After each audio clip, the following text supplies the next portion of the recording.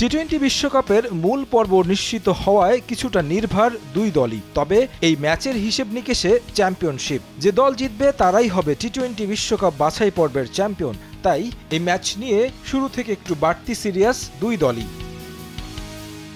আসর জুড়ে দারুণ ছন্দ দেখিয়েছে বাংলাদেশ, সেই ধারা তারা ধরে রেখেছে শেষ ম্যাচে এসেও। টস হেরে বোলিংয়ে শুরু থেকে দাপট দেখান টাইগ্রেস বোলাররা। 23 রান তুলতেই প্রতিপক্ষের 5 উইকেট তুলে নেয় বাংলাদেশ। দলীয় 1 রানে প্রথম উইকেট উপহার দেন সহ অধিনায়ক নাহিদ আখতার। হেইথারকে ফিরিয়ে ভাঙেন ওপেনিং জুটি। একই ওভারে আরও 1 উইকেট শিকার করেন নাহিদা। ডাচ অধিনায়ককে এলবিডব্লিউর শিকার করেন এই স্পিনার। মারুফার গতির সামনে পরাস্ত হন মলকেনবুয়ের। তাকে ফিরিয়ে নেদারল্যান্ডসের টপ অর্ডার ভেঙে দেন এই পেসার। এরপর নাহিদা আরও 1 উইকেট তুলে নিয়ে নিজের তৃতীয় উইকেট শিকার করেন, আর রাবেয়া তুলে নেন কালিসের উইকেট। 1.5 যুগ ধরে ভালোবাসার নিড়ে এসিআই পিওর সল্ট।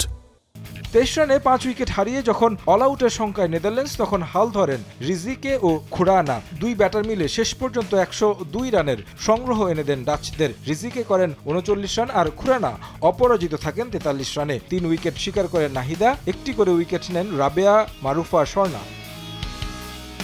জবাব দিতে নেমে শুরুতে উইকেট হারিয়ে ভয় ধরায় বাংলাদেশ। 6 রানে 2 উইকেট তুলে নেয় নেদারল্যান্ডস। দিলারা 4 আর ফেরদৌস ফিরে যান কোনো রান না করে। শারমিন আখতারকে নিয়ে হাল ধরার চেষ্টা করেন অধিনায়ক নিগার সুলতানা জ্যোতি, তবে স্থায়ী হয়নি তাদের জুটি। 13 রান করে ফিরে যান শারমিন, ভাঙে 42 রানের পার্টনারশিপ। এরপর আর পেছনে ফিরে তাকাতে হয়নি বাংলাদেশকে। সামনে থেকে নেতৃত্ব দেন অধিনায়ক, দারুণ ছন্দ দেখান সোবহানা মুস্তারি। দুই ব্যাটার মিলে শাসন করেন প্রতিপক্ষ বোলারদের। শতঊর্ধ্ব স্ট্রাইক রেটে ব্যাট করেন দুই ব্যাটার। 44 বলে 50 রানে অপরাজিত থাকেন নিগার সুলতানা, আর সোবহানা মুস্তারি করেন 23 বলে 33 রান। 20 বল হাতে থাকতে 7 উইকেটের জয় নিশ্চিত হয় বাংলাদেশের। সেই সঙ্গে বিশ্বকাপ বাছাই পর্বে অপরাজিত থেকে চ্যাম্পিয়ন হয় বাংলাদেশ। তারেক হাসান শিমুল, সময় সংবাদ।